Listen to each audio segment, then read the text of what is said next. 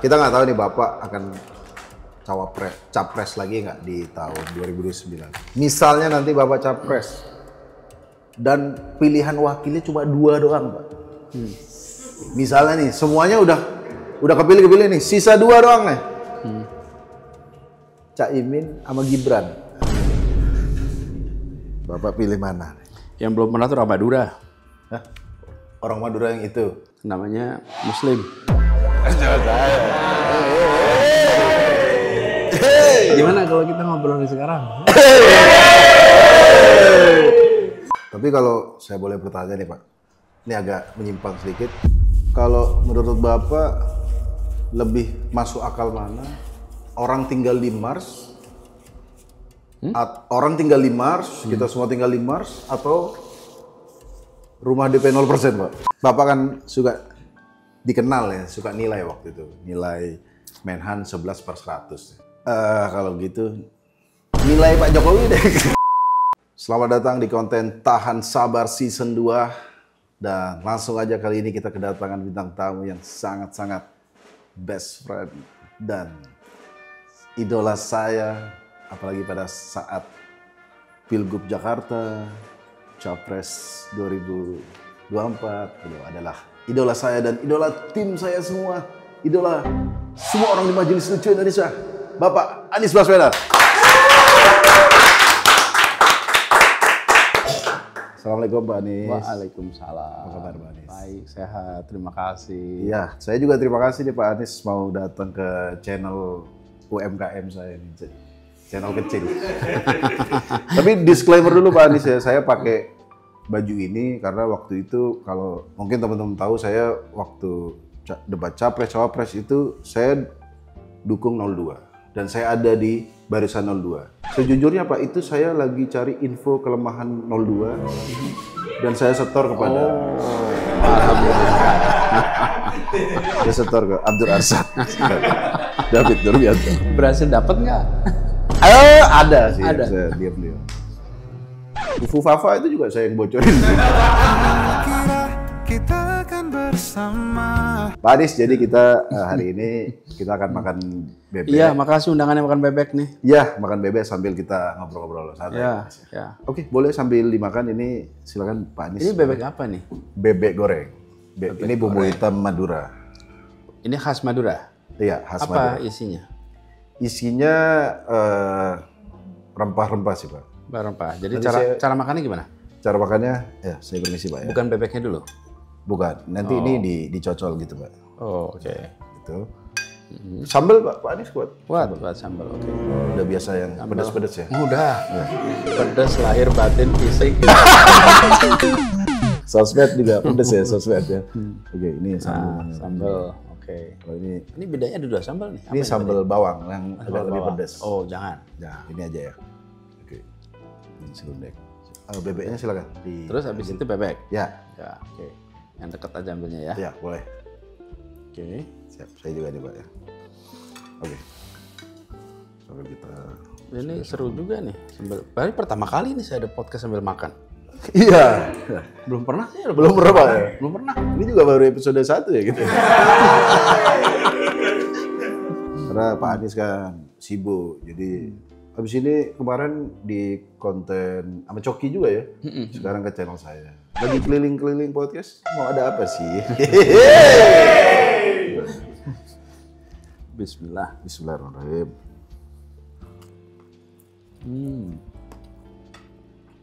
Ini kebetulan bebek dagangan saya juga Pak. Oh ya? Ya. Gimana Pak? Enak bebeknya? Enak. Lebih enak ini atau makan bergizi gratis Pak? Saya belum pernah nyoba yang itu. Tapi kalau saya lihat kemarin Pak Anies juga udah kan sempat rival sama Pak Ahok ya, tapi udah santai ya, udah ketemu, udah bareng. Tapi saya lihat Pak Anies tidak follow Pak Ahok di Instagram. Masa sih? Lah saya cek followingnya tadi, tidak ada. Yang masih di follow malah Caimin deh. Nanti coba saya tanya. Belum follow Pak Ahok. Tapi ngomong-ngomong Caimin Pak Anies. Kenapa tuh? Kalau boleh tanya jujur ya, pada saat debat cawapres, Caimin kan menjawab. Pak Anies deg-degan nggak pada saat Caimin menjawab, Pak Anies deg-degan? Kenapa kok deg-degan? Nggak deg-degan berarti? Wah. Mau dia jawab apa tuh? Apa kayak dalam hati? Waduh, apa ada begitu? Enggak lah, Enggak ya? kan udah Caimin ini Ya, udah pidato oke. saat Muslim belum lahir. Jadi udah teruji ya, ilmunya dan lain-lain udah teruji. Jadi udah apa ya, kalau bicara jam terbang udah panjang. Yakin ya nggak deg-degan? Oh iya. Kok jadi insya Allah tadi deg-degan? Enggak. Kalau ke depan insya Allah. Kalau kemarin enggak lah. Nggak deg-degan ya? Keren Pak Anies. Yang deg-degan tim yang lain tapi. Tim penulisnya. Waktu itu nonton di mana? Saya nontonnya datang langsung Pak. Oh gitu. Iya, saya sekali lagi tadi saya memang di barisan 02, tapi saya sebenarnya lagi Di barisan atau dibayarin?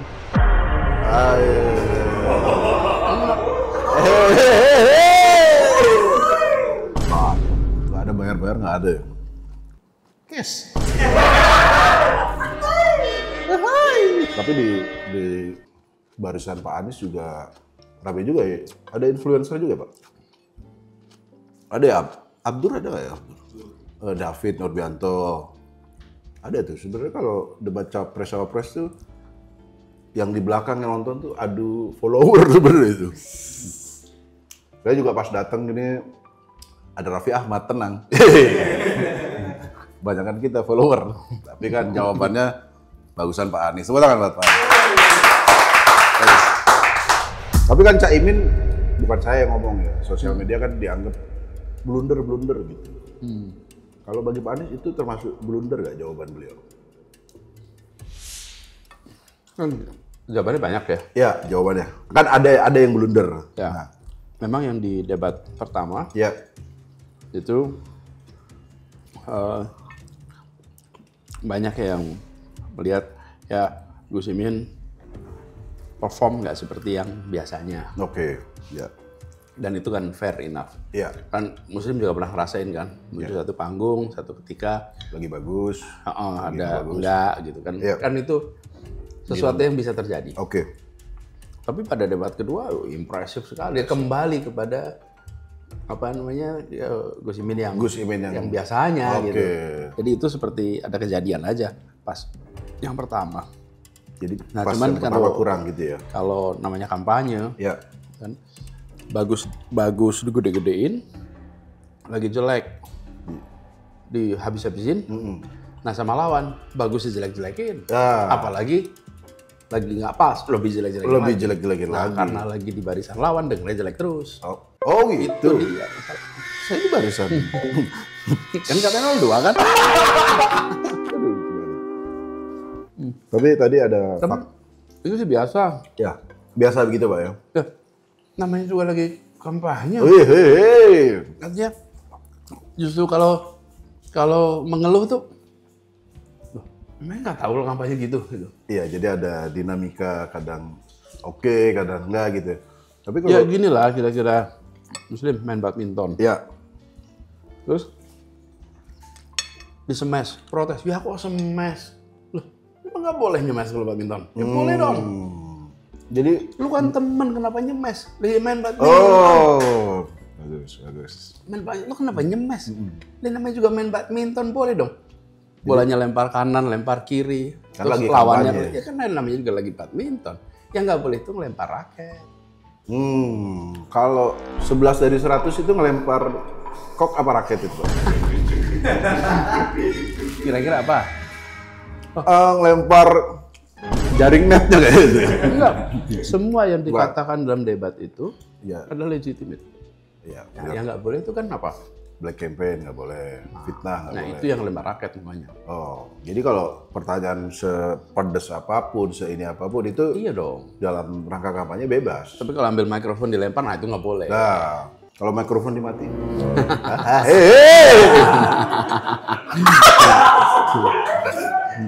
Ada bukan pemerintah kita, pemerintah Swedia waktu itu. Lagi ada demo di dalam ada yang ulang tahun Pak waktu itu. Ada. Itu pemerintahan Nigeria ya maksudnya. Di gedung DPR, DPR Nigeria. Tapi emang mikrofon dimatiin bener ya? Ada waktu itu. Ya terus? Bukan pemerintahan Indonesia itu. Pemerintahan negara lain? Negara lain, Pak. Apa yang tadi? Biasanya pegang mikrofon kan operator ya? Enggak, mungkin saking berkuasanya dia, dia juga yang pegang.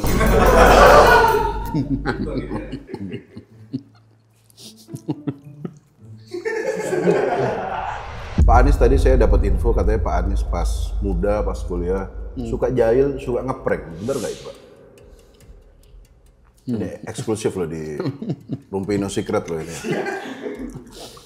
Suka ngeprank, Pak. Prank seperti apa itu, Pak? Kalau boleh tahu, Pak.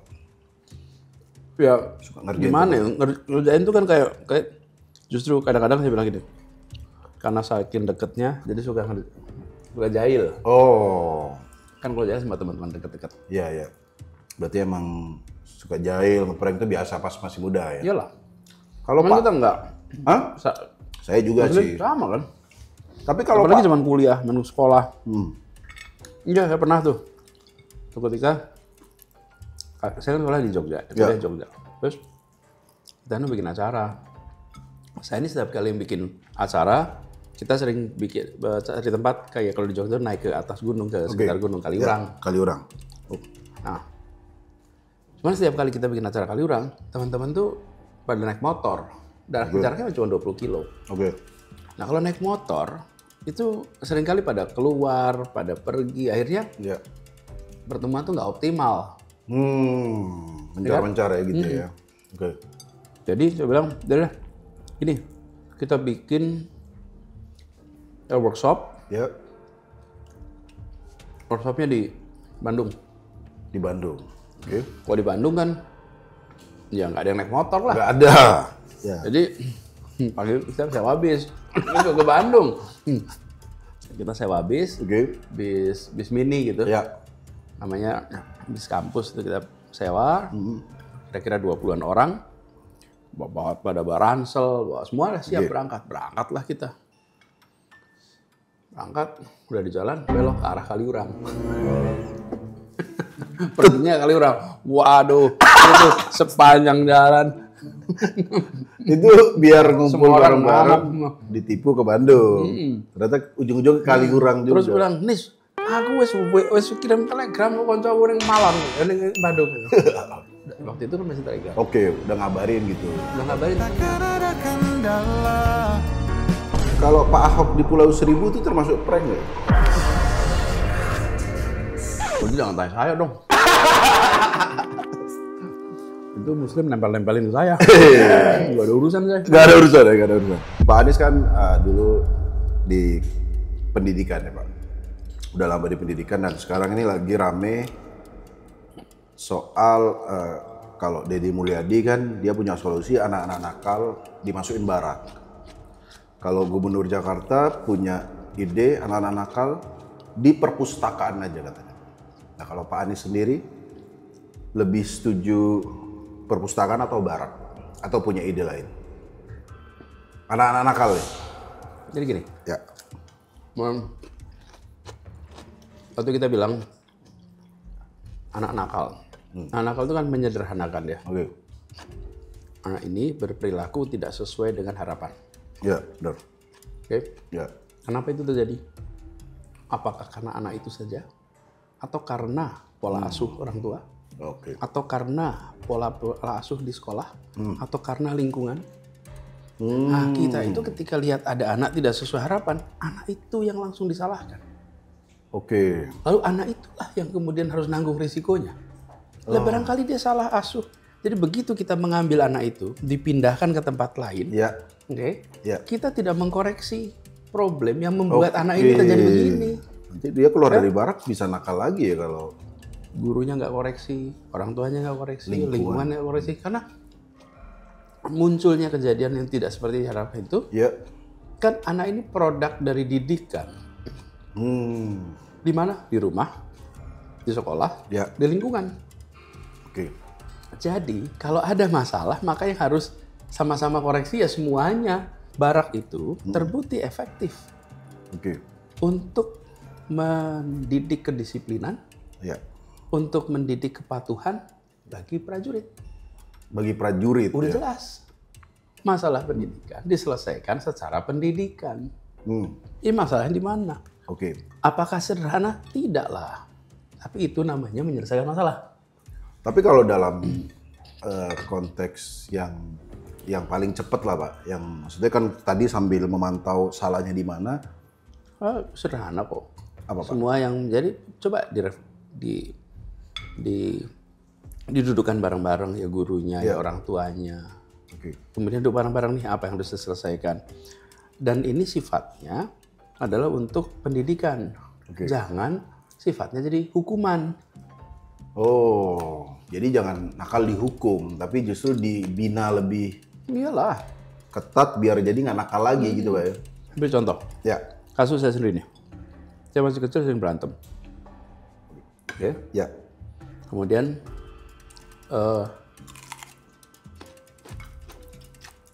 ayah ibu saya ini rumit ngadepin saya. Oke. Sering dipanggil ke sekolah. Waktu itu favorit saya namanya Muhammad Ali. Muhammad Ali. Idola maksudnya. Gue. Dan pengen seperti Muhammad Ali. Jadi dia nonjokin anak semua kan. Berantem sana sini. Pernah saya mukul teman itu sampai mimisan. Salim. Muslim. Itu gak membayangkan Muhammad Ali soalnya. Dan itu pertama kali saya lihat ada darah keluar hidung. Dan Panik pas saya. Oh masih panik. Panik lah.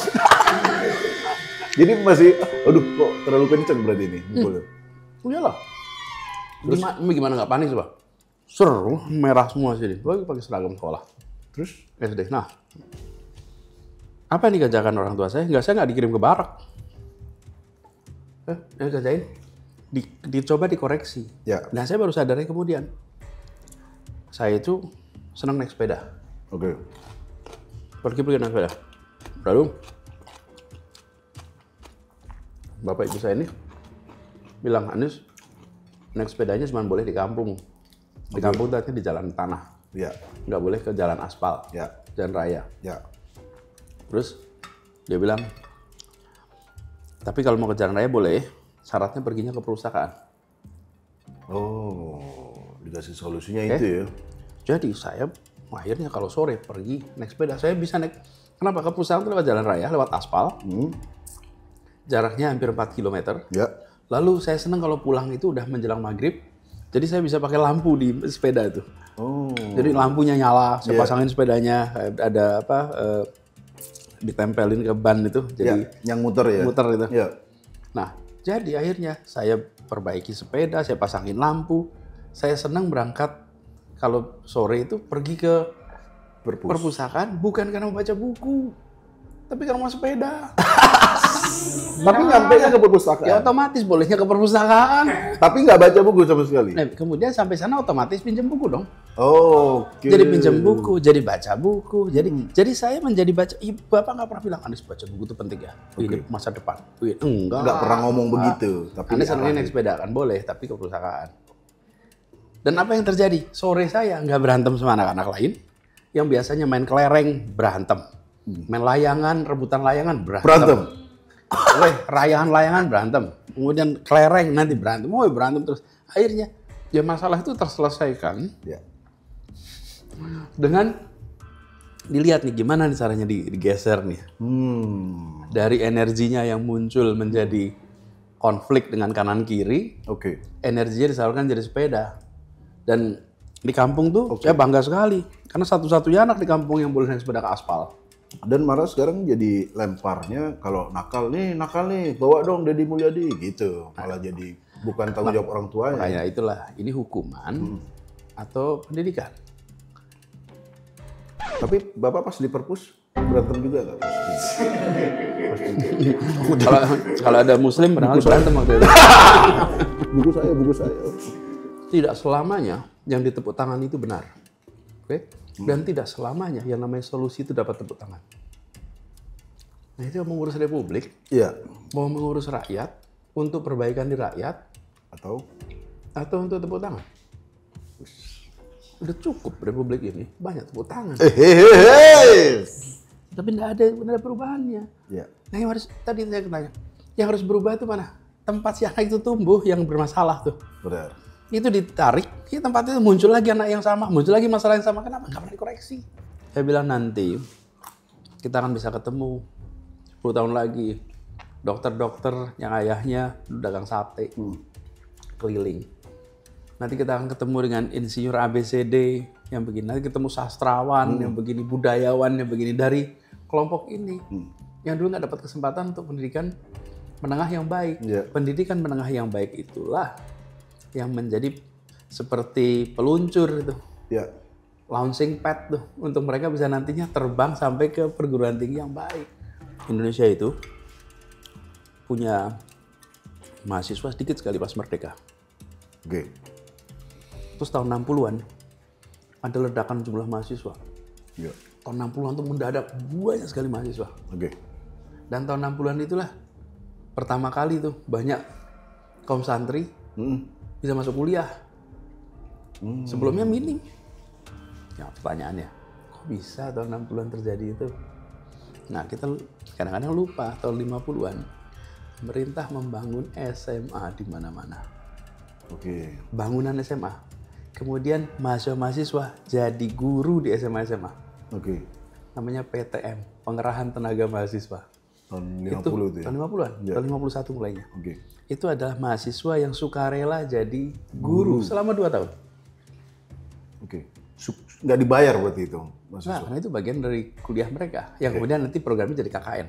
Kuliah kerja nyata. Oh, itu asal-usul KKN? Asal-usulnya dari situ. Jadi mereka jadi guru 2 tahun. Di pelosok-pelosok itu mereka jadi guru. Apa efeknya? Tahun 60-an terjadi ledakan jumlah mahasiswa. Karena mendadak anak bukan siapa-siapa bisa masuk SMA. Dulunya yang masuk SMA tuh anaknya seseorang. Mulai tahun 50-an, anak siapa saja bisa masuk SMA. Karena itu anak siapa saja bisa kuliah. Apa yang terjadi tahun 70-an? Terjadi kelas menengah baru di Indonesia. Kelas menengah ini orang-orang yang terdidik yang dulunya dari keluarga yang bukan siapa-siapa. Yang bahkan orang tuanya banyak masih buta huruf. Itu lewat apa? Pendidikan. Dan itu butuh tapi 2 dekade. Puluhan tahun itu 2 dekade. Dikerjain tahun 50-an. Tahun 60-an terjadi mahasiswa, gerakan ledakan jumlah mahasiswa. Tahun 70-an baru mulai muncul kelas menengah pertama Indonesia. Dan yang kelas menengah pertama Indonesia jarang sekali ada yang bilang terima kasih ya kebijakan bikin SMA di mana-mana waktu itu yang membuat saya sekarang bisa jarang, nggak ada. Padahal lupa semua kayaknya. Itu rekayasa struktural yang dahsyat. Gitu ceritanya. Tepuk tangan buat Pak Anies. Baru sadar ya ternyata ya tadi mau cari tepuk tangan atau solusi yang benar Pak ya. Tapi kalau saya boleh bertanya nih Pak, ini agak menyimpang sedikit. Kalau menurut Bapak lebih masuk akal mana? Orang tinggal di Mars, kita semua tinggal di Mars, atau rumah DP 0% Pak?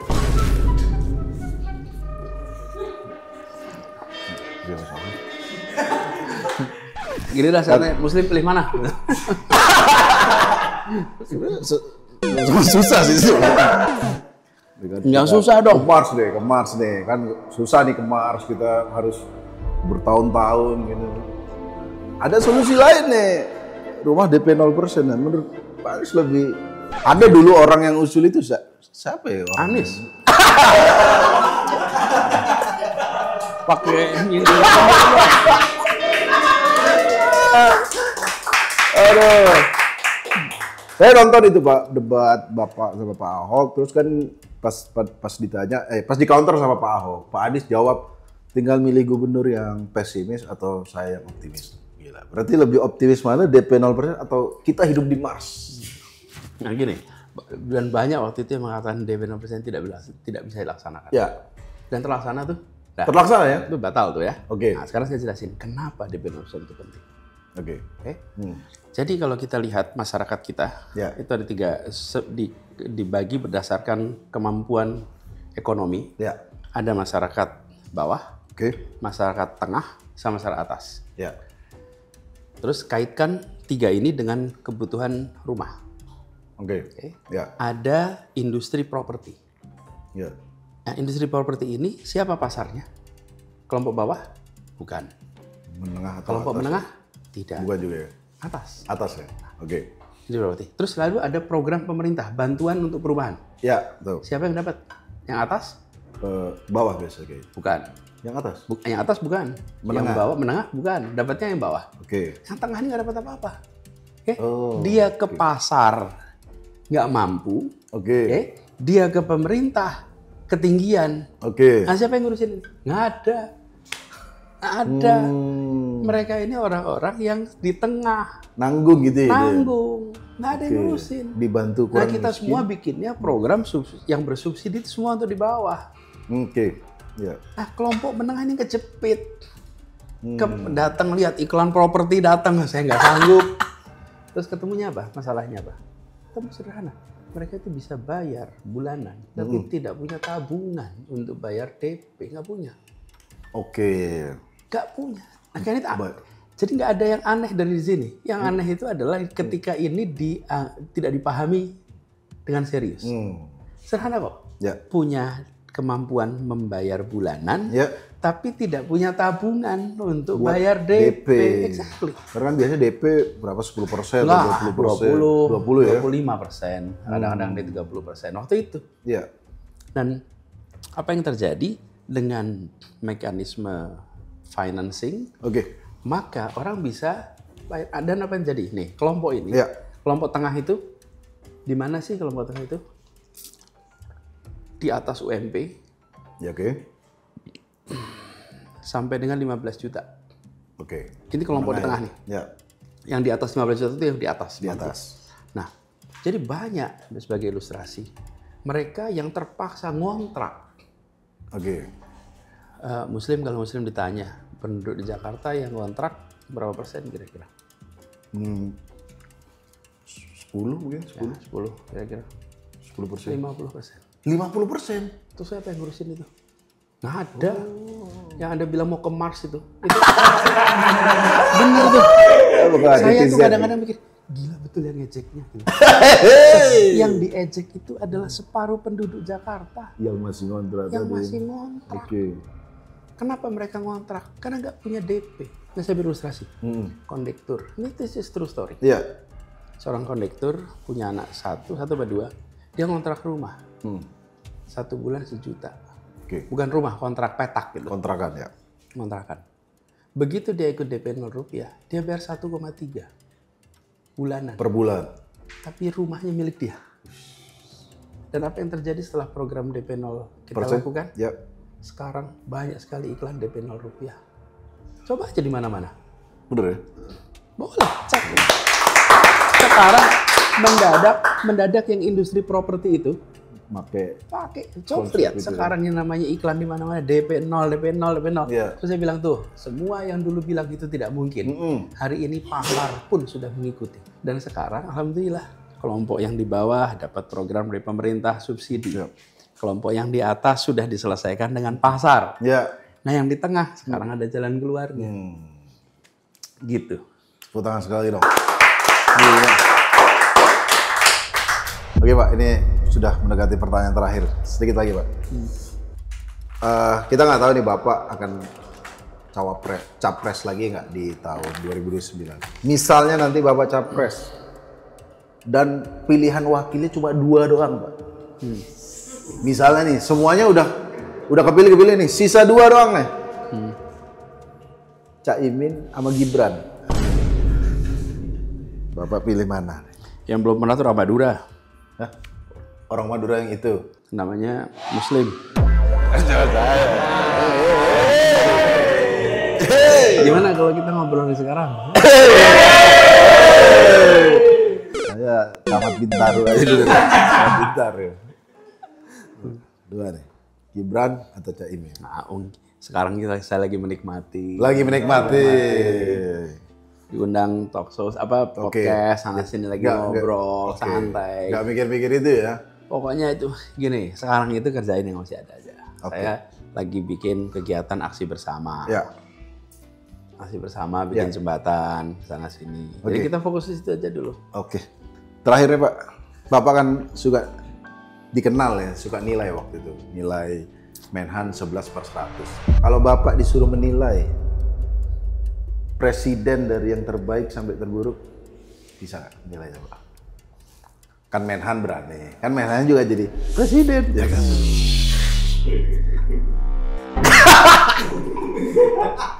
Kalau suruh menilai dari yang terbaik sampai yang jangan terburuk deh, dari yang terbaik sampai kurang baik.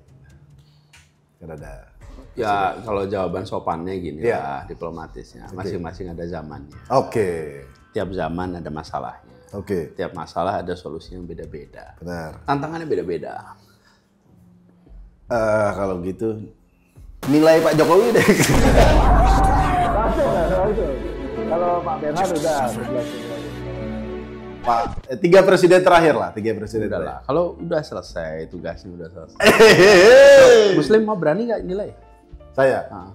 saya susah kalau jadi saya, karena saya kan di dalam mereka. Apalagi di dalam, lebih tahu. Lebih tahu sih, tapi kan saya di Oh di dalam itu lebih tahu, ya, lebih objektif, ya. dan barangkali lebih tahu hal-hal yang di luar nggak tahu. Apa kalau Muslim harus menilai? Lucu banget, dibalikin. Kalau Pak Jokowi saya sih memang ada kekurangan sih contoh di yang keluarga-keluarga itu memang saya jujur nggak setuju itu. Tapi kalau di Pak Jokowi bangun infrastruktur saya setuju. Karena ya faktanya kalau kita mudik ke Madura itu melewatin tol yang dibangun Pak Jokowi. Meskipun haters Pak Jokowi juga dilema kalau mudik kan. Hasil gitu. Gitu. Tapi itu belum menilai. Itu Belum menilai Pak ya? Aduh, belum menilai. Balik nih.